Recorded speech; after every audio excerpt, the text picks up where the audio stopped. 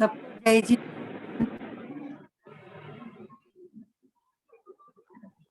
जय जिनेंद्र। जय जिनेंद्र सभी को। सभी को जय जिनेंद्र। जय जिनेंद्र। जय जिनेंद्र। प्रणाम। नेमचंद जी भाई को प्रणाम। जय जिनेंद्र सभी को। जय जिनेंद्र। जय जिनेंद्र। जय जिनेंद्र।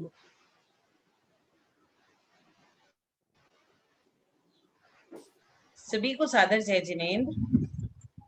जय जय जिनेंद्र। जिनेंद्र सोनू दीदी। हम मिलके स्तुति कर लेते हैं, मंगलाचरण सभी कोई मिलके कर लेते हैं।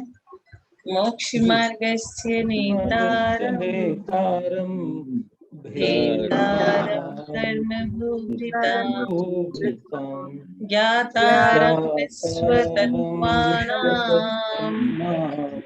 वन्दे तद्गुणलब्धये।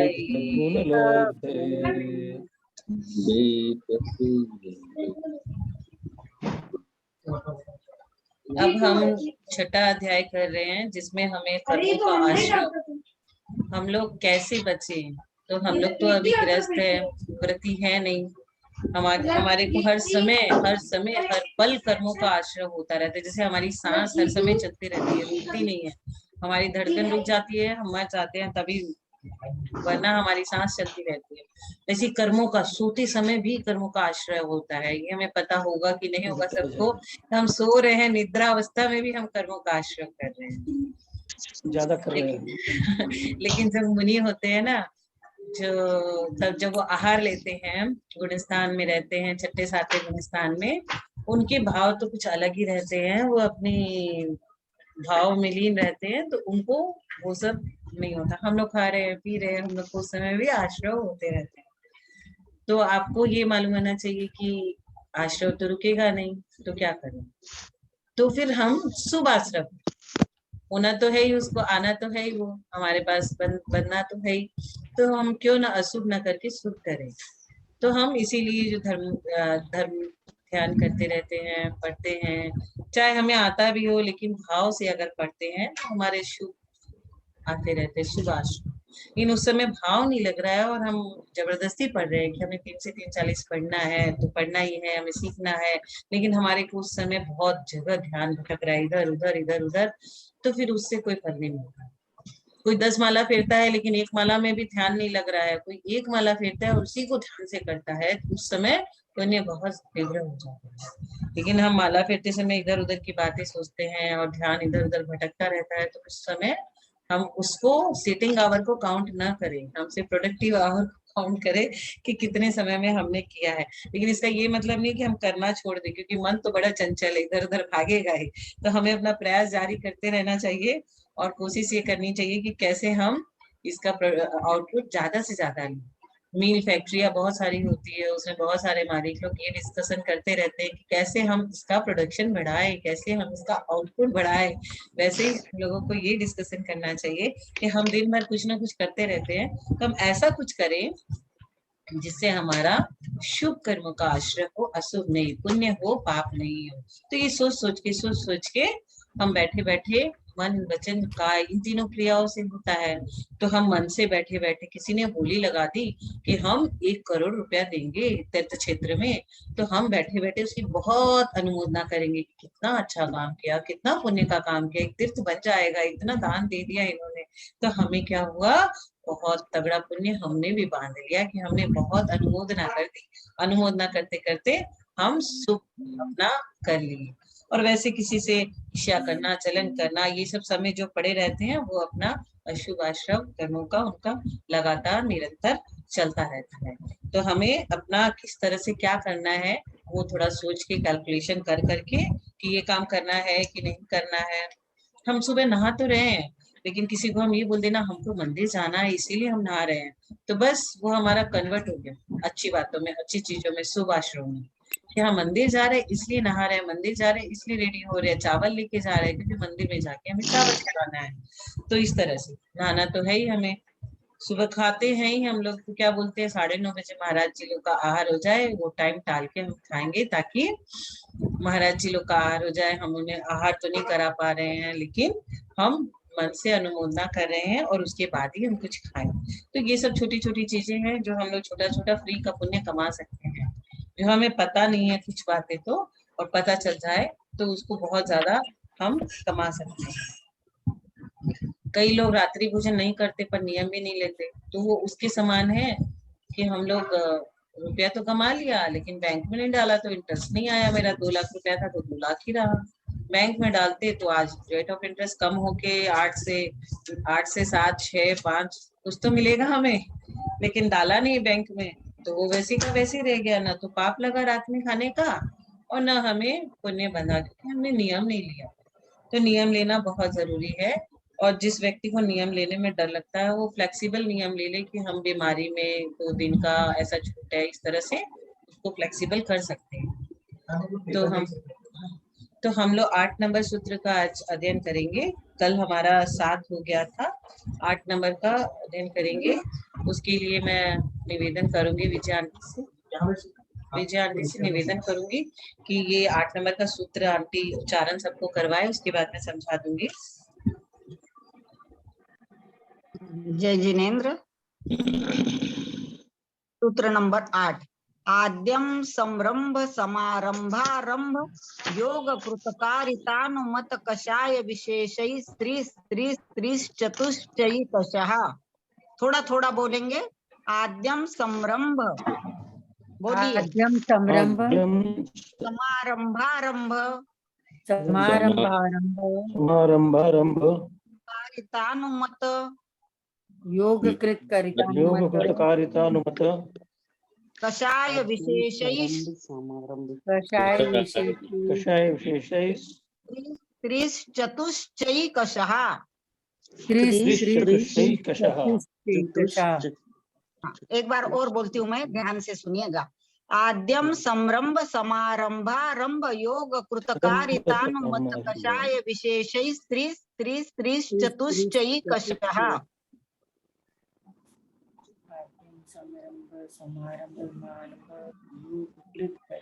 आद्य सरम ये सूत्र थोड़ा बड़ा है, इसको बार बार बोलेंगे अपन, बार बार बोलना बाद में।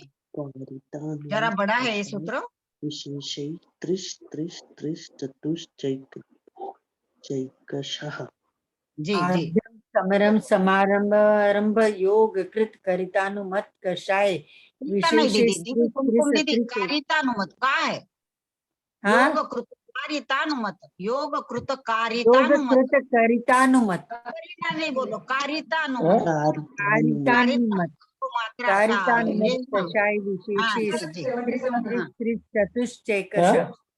हाँ जी जी, बिल्कुल देख के बराबर बोलना, कहीं भी छूटना नहीं चाहिए कोई मात्रा, ये सब बराबर बोलना। समारंभ हो गया बोलना? बोलिए आप भाई साहब, बोलिए।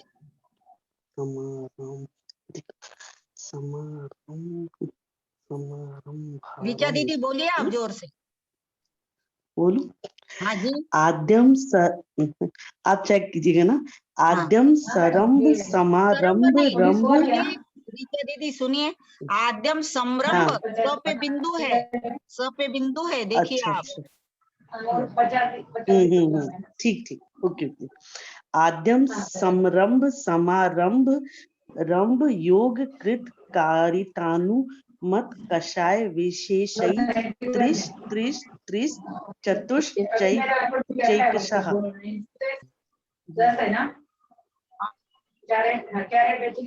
समरंभ योग कृत कारितानुमत कषाय विशेषै कुशः। अच्छा, और ये सोनू दीदी आप अर्थ बताएंगे आप?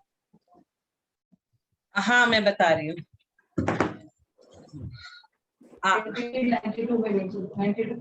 इसमें क्या क्या शब्द आ रहे हैं? आदम संभरम समारंभ आरंभ योग कृत कारित अनुमत कषाय विशेष त्रि त्रि चतु च एकश। मनीष में कितना बता? पहला जीव अधिकरण संभरम संभारम और आरंभ के भेद से 3 प्रकार का। सभी को पता है संभरम संभारम और आरंभ। पहला जीव अधिकरण योगों के भेद से 3 प्रकार का। कृत कारित अनुमोदना। कृत कारित और अनुमत। अनुमत के भेद से 3 प्रकार का तथा कषायों के भेद से 4 प्रकार का होता है। कषाय कितनी होती है? 4, सभी को मालूम है, क्रोधमान माया लोभ। और योग 3 होता है, कृत कारित अनुमोदना।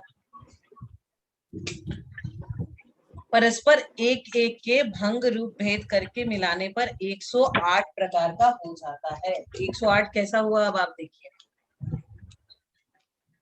संभरम संभारम एवं आरंभ के 3 इंटू योग के 3 कृत कारित अनुमत के और 3 इंटू 4 कषायों को परस्पर में गुना करने से जीव अधिकरण के 108 भेद हो जाते हैं।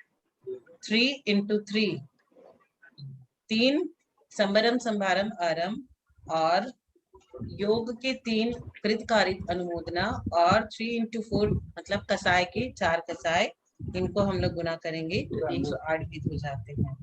प्रमादी जीव का प्राणी की हिंसा आदि कार्य में प्रयत्नशील होना संभरम है। संभरम किसे कहते हैं? अब बहुत जगह आते हैं संभरम संभारम आरंभ, तो संभरम किसे कहते हैं? प्रमादी जीव। प्रमादी जीव जो होता है, प्रमादी जीव का प्राणी की हिंसा आदि कार्य में प्रयत्नशील होना, वो हिंसा करता है, उसी में प्रयत्नशील रहता है। संभारम क्या किसे कहते हैं? साधनों को जुटाना संभारम है। मतलब हम किसी चीज की प्लानिंग किए और फिर उसके लिए इंस्ट्रूमेंट को जुगाड़े और कार्य करने लगा, मतलब आरंभ। किसी को मारना है, किसी ने प्लानिंग किया, क्या किया कि हम लोग इसको मारेंगे और फिर उसको मारने के लिए इंस्ट्रूमेंट जुटाया, समारंभ, साधनों को जुटा लिया और फिर वो हथियार उस पे चलाया तो उसको आरंभ कर दिया, कार्य करने लगा, स्टार्ट हो गया। संभरम, समारंभ और आरंभ। जैसे हम लोग बहुत से लोग बैठ कर के पिक्चर देखते हैं और जब हीरो विलेन को मारता है तो हम लोग खुश हो जाते हैं कि विलेन मर गया, तो क्या हुआ, हम लोग भी हिंसा का पाप कमा लिए। विलेन तो मरा नहीं, वो तो उठ के खड़ा हो जाएगा, हम लोगों को भाव हिंसा हो गई। अब हम लोग बोलते अरे इसके पास गोली बंदूक में खत्म हो गई तो इसने ऐसा किया तो फिर ये मर गया। तो ये सारा चीज जो हम लोग सोचते रहते हैं ये गलत है। तो ये क्या हुआ, मन से हमने सोचा, काय से हमने कुछ भी नहीं किया, लेकिन मन से हमने सोचा कि हाँ ऐसा होता है, ऐसा हो गया, ऐसा कर दिया। कभी कभी कुछ लोग बोलते हैं अरे ये वाली कौम को तो उड़ा देना चाहिए, तो हम लोग को उसका पाप लग गया, मन से हमने भावना बना। मन वचन काय ये 3 योग है। परिणाम तो ऐसे होने चाहिए कि मुनि महाराज तपस्या कर रहे हैं और आकर के उनके गले में मरा हुआ सर्प राजा ने डाल दिया और रानी ने क्या किया, सर्प को उतार करके उपचार करवाया। लेकिन जैसे ही मुनि महाराज की तपस्या खत्म हुई, उन्होंने राजा और रानी दोनों को समान रूप से आशीर्वाद दिया, बिना कुछ सोचे कि इसने तो मेरे ऊपर क्या क्या किया और इसने मेरा उपचार किया, ऐसा कुछ भी नहीं। तो राजा बोला कि ऐसा कैसे किया कि आपके मन में कुछ भी नहीं आया कि मैंने इतना आपके ऊपर उपचार किया और आपने हमें समान आशीर्वाद दिया। वो जो प्रायश्चित हुआ, प्रायश्चित होने से उसकी जो आयु बंद हुए, उसमें उत्कर्षण अपकर्षण आ जाता है, भाव की विशुद्धता और निर्मलता होने से। मन वचन काय ये 3 योग है। कार्य को स्वयं करना, जैसे आपने प्लानिंग किया कि मैं शिखर जी जाऊंगी, तो आप शिखर जी चले गए, तो वो क्या हुआ, कृत। कार्य में दूसरे प्रयोग की अपेक्षा दिखलाने के लिए कारित, कृत कारित अनुमोदना मतलब करना, करवाना और करने वालों की प्रशंसा करना। जैसे आप सुने कल्पना दीदी शिखर जी गई है तो आप बहुत प्रशंसा किए, बहुत अच्छा किया आपने, तो वो अनुमोदना। और कारित मतलब करवाना, आप खुद नहीं जा पाए, अपनी बहू को भेज दिया। कार्य करते हुए उसकी सहमति देना, अनुमत मतलब सहमति देना। आपकी बहू पूछी कि मैं शिखर जी चली जाऊं क्या, तो आपने कहा हाँ तुम जल्दी से चले जाओ, तो अनुमति दे देना। क्रोध मान माया लोग ये 4 कसाय होते हैं, तो जिससे एक अर्थ दूसरे अर्थ के विशेष को प्राप्त हो।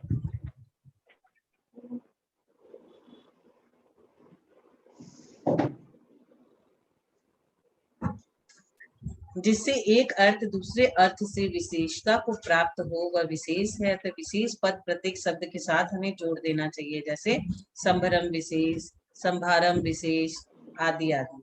सूत्र में च शब्द अनंतानुबंधी, अप्रत्याख्यान, प्रत्याख्यान और संजुलन कषायों के अवान्तर भेदों के समुच्चय के लिए दिया है, कारण कि एक बार में एक चौकड़ी की ही कषायों का प्रभाव जीवाधिकरण आश्रव में होगा।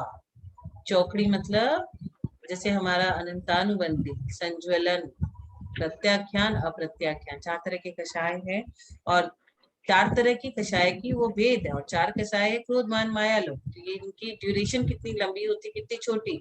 तो हमारे अगर संज्वलन है तो 48 अंतर्मुहूर्त के अंदर वो खत्म हो जाती है। 15 दिन के अंदर खत्म हुई तो वो प्रत्याख्यान, और 6 महीने के अंदर हुई तो अप्रत्याख्यान, और उससे अधिक हुई तो अनंतानुबंधी। तो ये चौकड़ी, ये 4 चौकड़ी हो गई। तो एक बार में एक चौकड़ी की ही कषायों का प्रभाव जीवाधिकरण आश्रव में होगा। तो अब हमको ये सूत्र बहुत बढ़िया से समझ में आ गया। आद्यम संभरम संभारम भारम, मतलब इसमें संभरम भी है, समारंभ भी है और आरंभ भी है। फिर योग कितना है, कृत, कारितानुमत, कृत, कारित और अनुमत, ये 3 समझ में आ गया बढ़िया से। कषाय विशेषे, कषाय विशेषे कितनी होती है, कषाय क्रोध मान माया लोभ 4, और यहाँ पे त्रि मतलब वो तीनों 3 है, संभरम संभारम आरंभ, कृत, कारित, अनुमोदना, और ये 4 कौन सी है, कषाय। तो इतना सुंदर से सूत्र बनाया हुआ है जो अच्छे से हमें समझ में आ गया कि क्या क्या इसमें बताया गया है। तो किसी को, जो बच्चा हमसे पूछता है ना कि मम्मी हमको बंदूक खरीदना है, मेरा बेटा भी कई बार बोलता है मुझे बंदूक खरीदना है, हम बोले हिंसाधिक यंत्र खरीदने की अनुमति मैं नहीं दूंगी तुमको। तो आजकल बच्चों को, तो छोटे बच्चे हो 12 साल तक के बच्चे को तो बंदूक ही चाहिए सबसे ज्यादा खेलने के लिए, और बंदूक से गोली चलाएगा तो मारने के भाव पैदा होंगे। तो ये सब छोटी छोटी चीज में भी हमें थोड़ा सा सोचना पड़ता है कि क्या चीज की अनुमति देनी है और क्या चीज की नहीं। हमारे घर में बहुत सारे लोग रात में खाना खाते हैं और हम जाके बोलते लोग खाना खा लो, तो उसका भी पाप हमें लग गया। तो हर समय हमको सोचना पड़ेगा कि क्या करना है और क्या नहीं करना है, क्योंकि छोटी छोटी चीजों में पुण्य भी बढ़े हैं और पाप भी बढ़े हैं। अब अजीव अधिकरण के भेद कितने हैं, ऐसी जिज्ञासा होने पर आगे का सूत्र आता है। सूत्र पढ़ेंगी आंटी, बहुत अच्छा से पढ़ती है आंटी। दीदी 1 मिनट बोलो। हाँ हाँ दीदी 1 मिनट बोलू मैं। हाँ हाँ आंटी आराम से बोलिए। जीवाधिकरण के जो भेद अपन ने पढ़े ना दीदी, तो हाँ। संरंभ यानी कैसा लेंगे, किसी कार्य को करने का इरादा करना। तो जैसे अपने को अभी मकान बनाना है, अभी अपने को जैसे मकान बनाना है तो उसका नक्शा बना लेना, ये संरंभ में आएगा। समारंभ यानी सीमेंट, रेती, ईंटें आदि बुला लेना, ये समारंभ यानी इरादे के अनुसार साधन इकट्ठे करना। और आरंभ यानी अब बिल्डिंग का काम शुरू कर दिया। ऐसे इसको संरंभ, समारंभ और आरंभ, ऐसे 3 प्रकार से प्लान कर लेना मकान का, संरंभ। समारंभ यानी सामान जुटा लेना, सीमेंट, रेती आदि बुलवा लेना। और आरंभ यानी बिल्डिंग बनाने का काम शुरू करना। ऐसे ही अपन इसमें पापों में लगाना है। तीनों योग मन से, वचन से और काय से, और फिर कृत, कारित, अनुमोदना से, और फिर 4 कषाय। इस प्रकार इन सभी का गुणाकार करने पर 108 भेद हो जाते हैं। और च शब्द से जो आपने बताया, अनंतानुबंधी के 4, अप्रत्याख्यानावरण के 4, क्रोधमान माया लोभ, प्रत्याख्यानावरण क्रोधमान माया लोभ और संज्वलन, ऐसे ये 16। अगर इनको भी अपन इस 108 को इन 4 से गुनते हैं तो कितने आते, 432 भेद हो जाते हैं, है ना। और इसीलिए माला में कितने दाने रखे, 108। और प्रत्येक मणि पर अपने को क्या करना है, ऐसा विचार करना है कि मेरे प्रत्येक दोष के साथ इसका मैं त्याग करती हूँ, इसका मैं त्याग करती हूँ। ऐसा ये किताब में लिखा है, इसलिए पढ़ा मैंने दीदी, है ना। ठीक है, बहुत सुंदर, आगे पढ़िए। 9 नंबर का सूत्र पढ़ रही हूँ। अब अपन ने जीवाधिकरण के तो भेद देख लिए, अब हम देख रहे हैं अजीव अधिकरण। अजीव अधिकरण अपन ने क्या है वो तो पढ़ा, लेकिन अब उसके भेद कितने हैं। निर्वर्तना, निक्षेप, संयोग, निसर्गा, द्वि, चतुर, द्वि, त्रिभेदा परम। निर्वर्तना, निक्षेप, संयोग, निसर्गा, द्वि, चतुर, द्वि, त्रिभेदा परम। एक एक पढ़ लेंगे इस सूत्र को। एक एक जन। निर्वर्तना, निवर्तना निक्षेप संयोग निसर्गा निवर्तना नहीं कुमकुम चतुर। दीदी, निवर्तना हाँ। नहीं, निर्वर्तना, निर्वर्तना, वो के ऊपर रफा है देखिए। निर्वर्तना निर्वर्तना निक्षेप संयोग निसर्गा द्विचतु द्वित्रिभेदः परम। और कोई पढ़ो। निर्वर्तना निक्षेप संयोग निसर्गा द्वि चतुर द्वि त्रिवेदः परम। बहुत अच्छा। निर्वर्तना निक्षेप संयोग निसर्गा द्वि चतुर द्वि त्रिभेदा परम। बहुत ठीक बोला, बहुत अच्छा।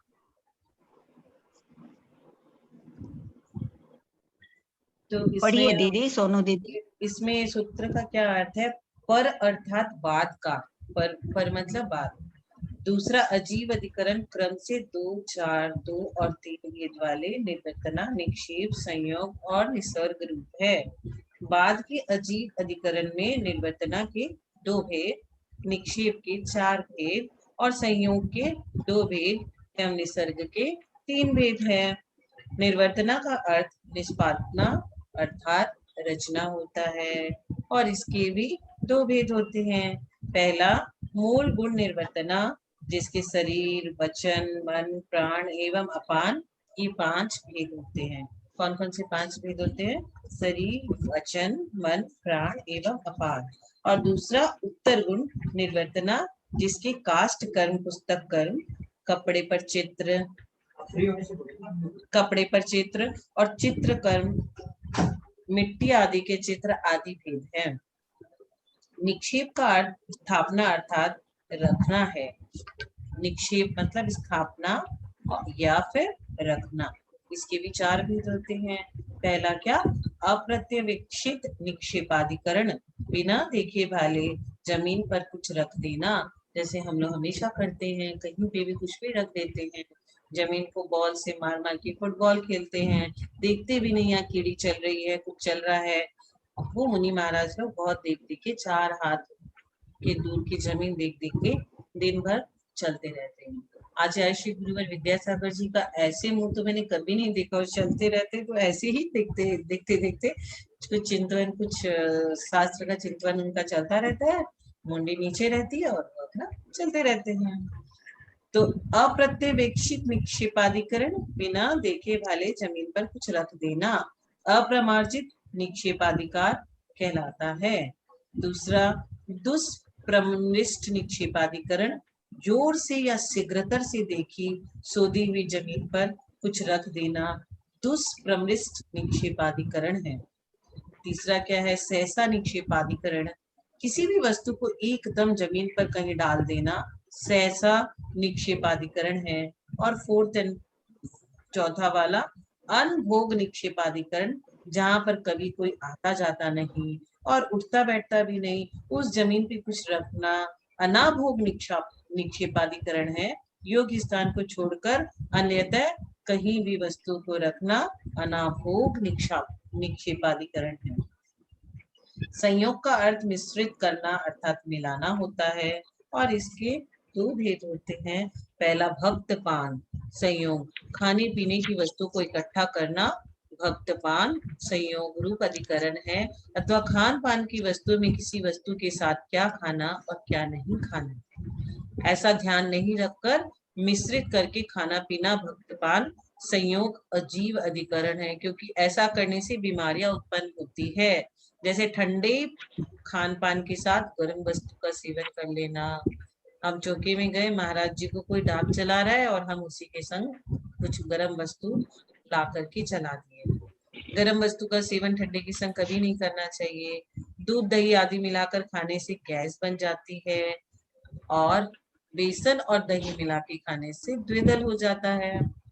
तो जिन जिन खान पान की वस्तु को मिलाकर सेवन करने से विकार एवं बीमारियां उत्पन्न हो जाती है, उनका ध्यान नहीं रखना भक्तपान संयोग है।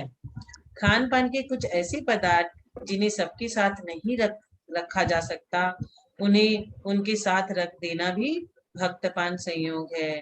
जैसे मसाले के संग हम हींग रख दिए तो हींग की स्मेल पूरे मसाले में चली जाती है। पीपरमेंट, कपूर, हींग एक साथ इनका रख देना, लहसुन प्याज आदि की सब्जी को एक साथ रख देना, क्योंकि इनके संयोग से अन्य पदार्थों में भी विकृति आ जाती है। बोलिए कितना डेंजर है। कई जन फ्रिज में आलू और अन्य सब्जियां मिला करके रख देते, तो अन्य में भी वो एक गंदी मछली पूरे तालाब को गंदा कर देती है, वैसे ही दूसरी चीज में भी विकृति आ जाती है। दूसरा उपकरण संयोग, बर्तन, चूल्हा, चक्की आदि उपभोग के उपकरणों को इकट्ठा करना उपकरण संयोग नामक अधिकरण कहलाता है। उपकरणों को रखने, उठाने, पकड़ने, पकड़ाने के ढंग से उपकरण संयोग नामक अधिकरण है। जैसे छोटे बर्तन के ऊपर बड़ा बर्तन रख देना, जूठे बर्तन बहुत देर तक रख देना, गर्म भगोने आदि के ऊपर ढक्कन को सीधे नीचे रखने से ढक्कन की भाप से उसके नीचे धूल के कण अथवा छोटे जीव जंतु, बाल आदि चिपक जाते हैं। पुनः उसी ढक्कन से उसी भगोने को ढक देना। कुछ लोग भगोने को ढकते हैं, ढक्कन को नीचे रख देते हैं मिट्टी के ऊपर, उसमें धूल चिपक गई और उसी को फिर से ढक दिया। उस ढक्कन के नीचे धूल है, भगोने में मिल गई, अतः ढक्कन को उल्टा करके रखे, जिससे ढकते समय सावधानी, शुद्धता रहती है। घर आदि के सभी खाली बर्तन उल्टे करके ही रखना चाहिए, अन्यथा यूं करते हैं। सारे बर्तन हमें उल्टे रखने चाहिए, सीधे नहीं। चाकू, कैंची, सुई आदि उपकरणों को फन नुकीले हिस्से को सामने करके देने से हिंसा के भाव उत्पन्न हो सकते हैं। किसी को ऐसे करके चाकू देना कभी भी नहीं, हम लोग उसको उल्टा करके देते हैं। और कभी भी हम लोग कुछ भी बिंदारते हैं तो उसको बोलते बिंदारना, सुधारना, काटना नहीं बोलते। हिंसा के वर्ड हम इस्तेमाल ही नहीं करते हैं। भगवान ने हमें इतनी सुंदर सुंदर वर्ड दिए हैं, क्यों ना हम उनका इस्तेमाल करें। हम भी खुश रहेंगे, सामने वाला भी खुश रहेगा। चाकू देते समय नुकीलेपन को स्वयं की तरफ करके पकड़ाने से सामने वाले की ओर चाकू का हिस्सा नहीं आता है, वैसे करना चाहिए। प्रयोग में आने वाले थर्मामीटर को कभी मरकरी की तरफ से नहीं पकड़ा जाता, अतः हर उपकरण को रखने, उठाने, पकड़ने, इन सब का अपना अपना ढंग है। ऑफिस वाले लोग अपना प्रोटोकॉल चलाते हैं, तो घर में स्त्रियों के पास भी हर चीज का प्रोटोकॉल होता है, कहाँ पे क्या चीज रहेगी और कैसे देनी है। निसर्ग का अर्थ प्रवर्तन है, इसके भी 3 भेद है। पहला काय निसर्गाधिकरण, दूसरा वचन निसर्गाधिकरण और तीसरा मन निसर्गाधिकरण। काय निसर्गाधिकरण शरीर का शुभाशुभ रूप प्रवर्तन करना है। वचन निसर्गाधिकरण वचनों का भी शुभाशुभ रूप परिवर्तन करना है। और मन निसर्गाधिकरण मन में भी शुभाशुभ रूप का प्रवर्तन करना है। चूंकि मन, वचन, काय अजीव पुद्गल के उपकरण होने से इन्हें अजीव अधिकरण में लिए गए हैं। यदि सूक्ष्म रीति से देखा जाए तो यह सूत्र जैन धर्म के अनुसार वास्तु विज्ञान का बोध कराता है, जिसे निर्वर्तना, रचना, कौन सी वस्तु कितने अनुपात में कहाँ बनाना चाहिए, यह निर्वर्तना है। निर्वर्तना के बाद निक्षेप, रखना, उठाना, बने हुए स्थान में कौन सी चीज कहाँ, क्यों और कैसे रखना, कैसे उठाना, यह निक्षेप है। और निक्षेप के बाद संयोग, मिलाना, कौन सी वस्तु के साथ कौन सी वस्तु मिलाकर रखी जा सकती है, इसे संयोग कहते हैं। संयोग के बाद निसर्ग, प्रवर्तन, संयोजित वस्तुओं का मन, वचन, काय से प्रवर्तन प्रयोग होता है, अतः सबसे अंत में निसर्ग है। इन सभी का यदि सभी सही दिशा में आचरण होता है तो ये सभी शुभाश्रव के कारण होते हैं, और यदि गलत ढंग से आचरण होता है तो सभी अशुभ आश्रव में कारण होते हैं। तो यहाँ बताया गया किस तरह से किस चीज को कैसे प्रेजेंट करना कि वह शुभ आश्रव करे, अशुभ नहीं करे। तो अब हम समझ गए सूत्र में क्या था। निर्वर्तना, निक्षेप, संयोग, निसर्गा, द्विचतुर्द्वित्रिभेदः परम। तो अब सब समझ गए कि इसमें हम क्या क्या समझे। निर्वर्तना, निक्षेप, संयोग कैसे, क्या किस चीज को कैसे मिलाना, कैसे रखना, कैसे प्रेजेंट करना, इनसे हमें शुभ आश्रव हो, अशुभ आश्रव से हम कैसे बचे। किसी को कोई बोला कि चक्कू देना, हम ऐसे करके चक्कू दे दिए तो हमें इसमें भी अशुभ आश्रव हो गया। तो अब हम ध्यान दे करके उसकी नुकीलापन को अपनी तरफ करके उसे इस तरह से पकड़ाएंगे तो आगे से इन सब चीजों का हम ध्यान रखेंगे कि हिंसा के भाव न हमारे मन में आए न सामने वाले के मन में आए, ऐसा हमें काम करना है, तभी हमारे शुभ आश्रम होंगे। अब आगे के सूत्र 10 नंबर से विजय आंटी और गंगवाल अंकल, निमिषा अंकल, आप लोग दो सूत्र मिल के पढ़ लीजिए। अभी तक देखा हमने कि जीवाधिकरण और अजीवाधिकरण। अब 8 जो कर्म है, मूल प्रकृति या कर्मों की जो 8 है, उनमें प्रत्येक कर्म प्रकृति के आश्रव के कारण, ये बहुत ज्यादा महत्वपूर्ण सूत्र है। प्रत्येक कर्म का आश्रव क्यों होता है? तो अभी 10 नंबर का सूत्र इसमें दिया है, ज्ञानावरण और दर्शनावरण कर्म के आश्रव के कारण। सूत्र पढ़ रही हूं मैं। तत्प्रदोष निन्नव मात्सर्यांतराया साधनोपघाता ज्ञान दर्शना वर्णयोः। तत्प्रदोष निन्नव मात्सर्यांतराया साधनोपघाता ज्ञान दर्शना वर्णयोः। पढ़िए। तत्प्रदोष निन्नव मात्स्य यातना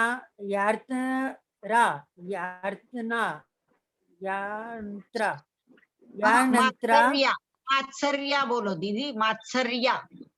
मात्सर्यांतरा या साधनो पज्ञाता ज्ञान दर्शना वर्णयो। हाँ, ये दोनों के कारण है। ज्ञानावरण कर्म के आश्रव के भी यही कारण है और दर्शनावरण कर्म के आश्रव के भी यही कारण है। और कोई पढ़ रहा है? हाँ आंटी मैं पढ़ रही हूँ, चेक कर लीजिएगा। पढ़िए।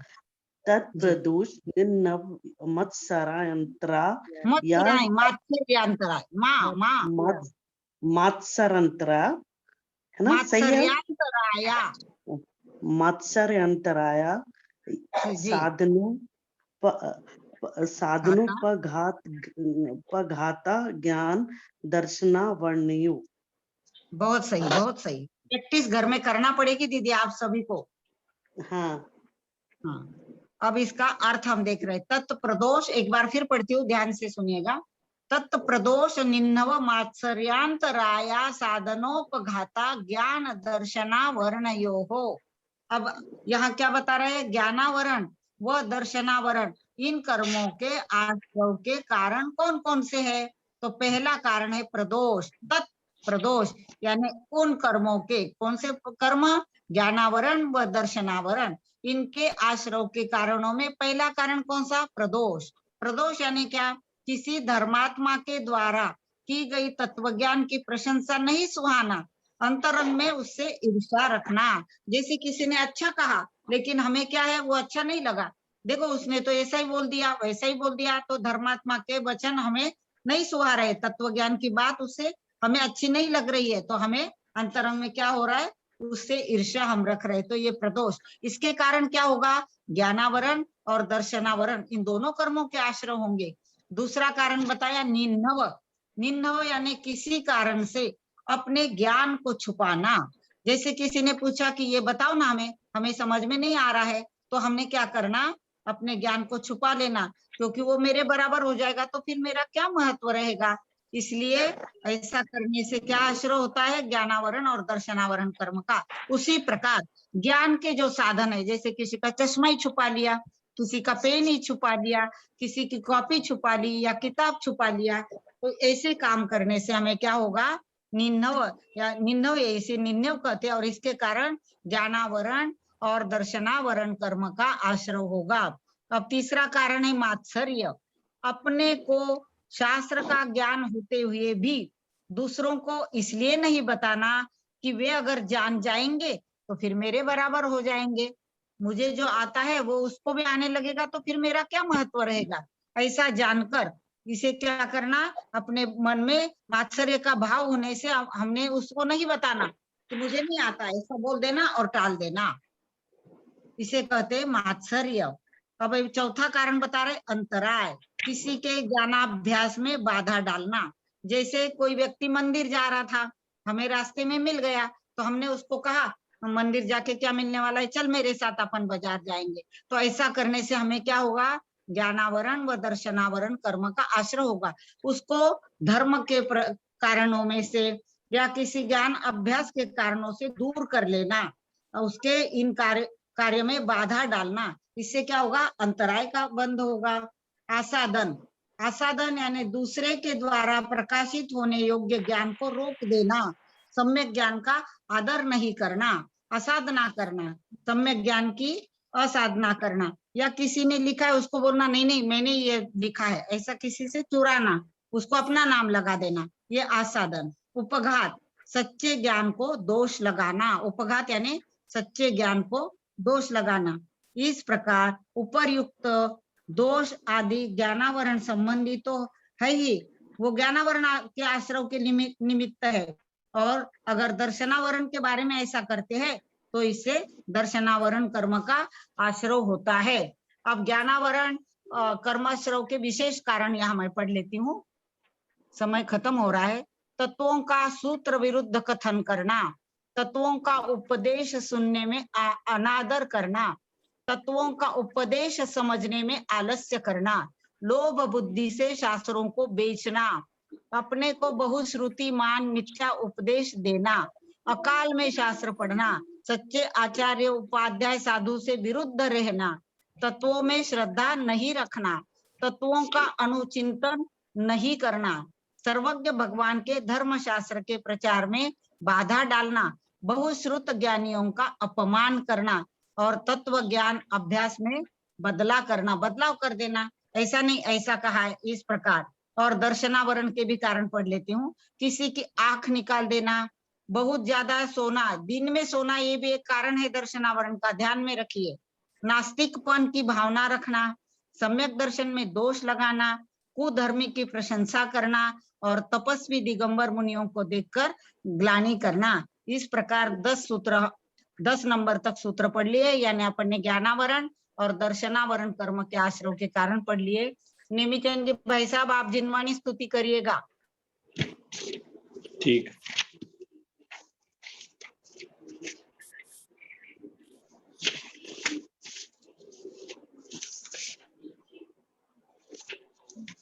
यदर्थ मात्रा, हाँ, यदर्थ मात्रा पदवाक्यहीनं मया प्रमादादि किंचनोत्तम तन्मे क्षमित्वा विदधातु देवी सरस्वती केवल बोधलब्धिं बोधि समाधि परिणाम स्वद्धि सात्मोपलब्धि शिवशोक सिद्धि चिंतामणिं चिंतित वास्तुदाने त्वं बंधमानस्य ममास्तु देवी।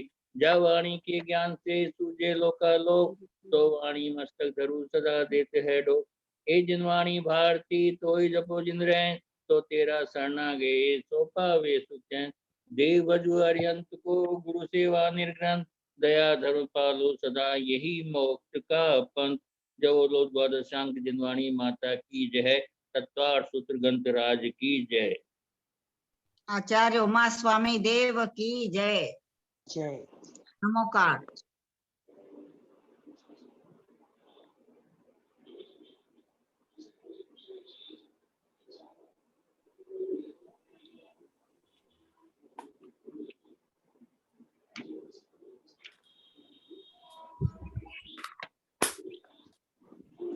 किताब आ गई नेमिचंद जी भाई साहब आपकी 85 काय की? हाँ, किताब मैं यहाँ से